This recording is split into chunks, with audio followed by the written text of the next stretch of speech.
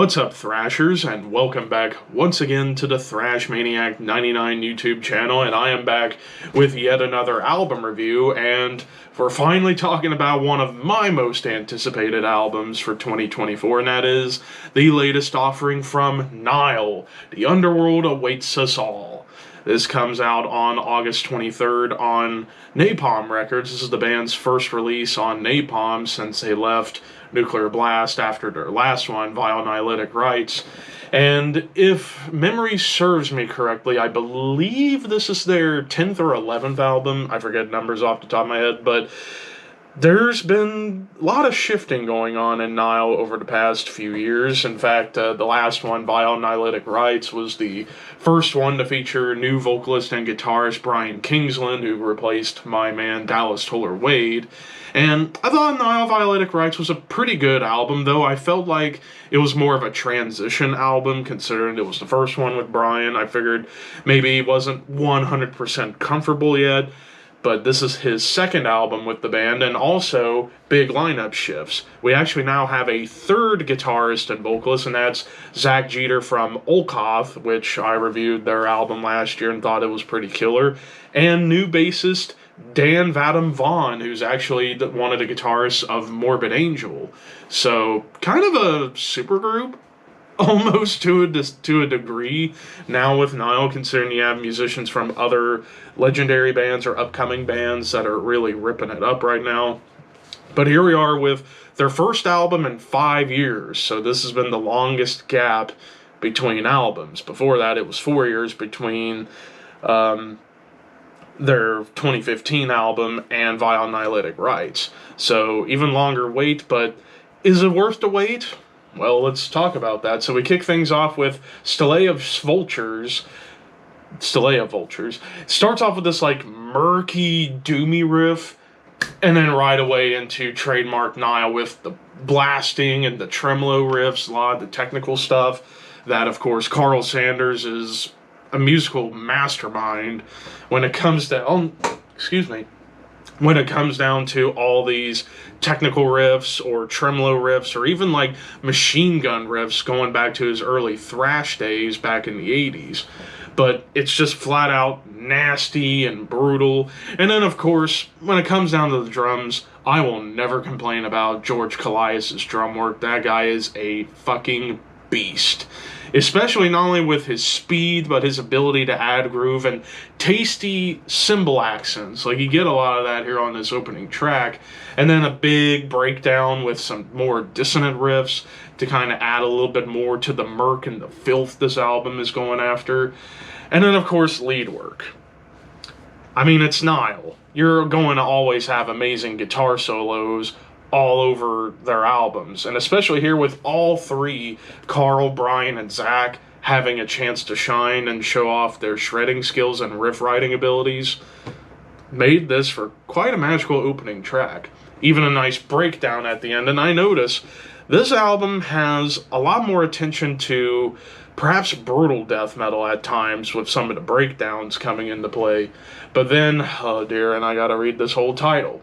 Chapter for not being hung upside down on a stake in the underworld and made to eat feces by the four apes. That is a mouthful, but that's typically Nile song titles. They tend to be quite long, depending on if they're feeling rather randy. But this song was, I think, the first single that came out, and I heard it, I'm like, Nile is back, motherfuckers. Like, here, nasty tremolos with some atonal lines popping up here and there. Although it's slightly slower in terms of speed. Like, it's still fast, but not like hyper speed fast. And it's got more thrash beats going on here. But, of course, the guitar work across the board, not only with the solos, but the riffs, great phrasing. And also, one big new ingredient on here are screaming vocals, and I think that's mostly done by Zach, because, you know, with Olkoth, they're a bit more like blackened death metal, so obviously you're going to hear some more higher screams. I don't know, Brian does a few screams here and there, so it could be the both of them that's doing screaming vocals on here. To Strike with Secret Fang, which was one of the shorter tracks of the album. This is like 2 minutes, but it is a evil and brutal 2 minutes. Like, you get some melodic guitar lines before it just gets into sinister, evil tremolo riffs. It grooves pretty hard, and even the solo was a little bit more on the melodic side.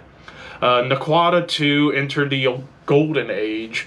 I almost butchered that for some reason, but killer riffs to start things off, but there's some really tasty harmony going on, and I'm not sure if it's all three of them doing harmonies or what, but this song kind of has a little bit more of a thrashy bite to it, like more thrash-oriented riffs. You still get blast beats, and there's some really cool groove once again, tasteful drum performance, even a little brief triplet gallop. And then towards the end of the song, it gets back to being more trademark Nile with the technical guitars, sweeping going on, more melodic lead work, and even gang vocals. Like, I thought that was like a great middle track of the album to really kind of wrap things up from the first half leading into the second half. Then later on, you get into a track like Overlords of the Black Earth, one of the more savage songs on the album, and we start getting into a run of songs where it's all about savagery within the songwriting, the riff work, the drum performances. Savage is the word to describe Overlords of the Black Earth. More groove comes in, but dare I say, again, some more dissonance comes in. Tasteful groove and triplet chugs. I love me some triplet chugs. Under the curse of the one god, we get back to being more hyperspeed, like the blasts and the tremolos, so fucking fast. Ridiculously fucking fast, might I add. Maybe even rival Cryptopsy in the speed department. There's a big breakdown and chug, and holy shit, bend those fucking riffs. Those bends just make everything sound that much more dark. And then even the breakdown that pops up here, a little bit more on the doom side. Doctrine of Last Things. This one starts off with like a sweet, bendy, doomy riff. It chugs nicely, you get more atonal guitars and blasts, and the riffing feels a lot like classic Nile. True Gods of the Desert starts off with like ambience, and then it leads into melody and doom. Like, this is maybe one of the doomiest songs on the entire album. Like, the riffs and the rhythms feel closer to death doom. Soaring lead melodies, even some like low, clean chanting vocals, which I thought was a pretty nice touch. Then you do get moments where you get like tremolos on top of a groove that kind of reminded me of Morbid Angel a little bit. Blasts and sinister riffs return towards the end before it gets back to the more Death Doom centric style. Then to the title track, and this one is all over the map. Like, I think this is like, and it's the longest track of the album at 8 minutes. Basically the perfect all-encompassing song of the album. You get your standard, like, technical riffs, tremolo riffs, sinister thrash riffs, like those machine gun riffs, blasts, gallops, groove, breakdowns, chugs, but you also get, like, this harmonized doom melody, and I couldn't help but think to myself, did I accidentally switch over to Hooded Menace for a second? Because it kind of reminded me of something I would have heard off of Never Cross the Dead, with how it gets slow, but yet it's harmonized with that doomy melody. And of course, like, chugs and tremolos that bring back that Morbid Angel vibe. Awesome drum fills, because again, George is a fucking beast. But then you get into the closing track, Lament for the Destruction of Time. Instrumental that's almost 5 minutes, but man, it's a great instrumental. Like, it kind of gave me some nostalgia back to the song Ruins, the closing track on my favorite Nile album, In Their Darkened Shrines. Kind of reminded me of that, you know, with the big Egyptian gongs, atonal doom riffs, atmospheric leads, but you do get, like, evil chuggy riffs towards the end. And that's how we close this. So, production-wise, I think they were going for maybe a little bit more of a slightly grittier sound. Like, the guitar tone is just nasty sounding. Of course, the mix was done by Mark Lewis, who most people should know who Mark Lewis is. He's done work with countless bands. Very, very well balanced mix. Like, even the bass is audible. Even if it's not as present in the mix, you can still hear it. as Dan does put on a pretty good performance on the bass. Granted, he's just following along with the guitars, but with this kind of death metal, you kind of have to follow along with those guitars. Really, the only thing I would maybe have to complain about would be the very middle track of the album, the Pentagramophon of Nephron Ka. It was just like an Egyptian folk interlude that I felt was kind of needed, or it could have been attached to a song. Like it could have been like a little like folky break in the middle of a song and transition into absolute savagery. I think it would have benefited more from doing that instead of making it its own track. But other than that, I think, if you ask me, this is better than Vile Nihiletic Rites because, Brian's had more time to get comfortable with the band, and also with the new players coming in, and Zach and Dan. They all gelled very well here.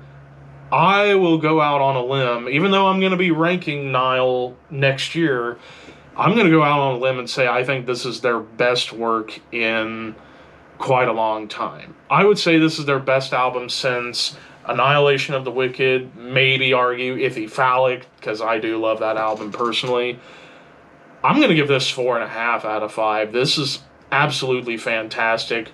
Welcome back, Nile, with new blood, and I hope this lineup stays together for quite a while because everybody here, Carl, George, Brian, Zach, and Dan, all gelled very well, and I hope we get more from this lineup in the future.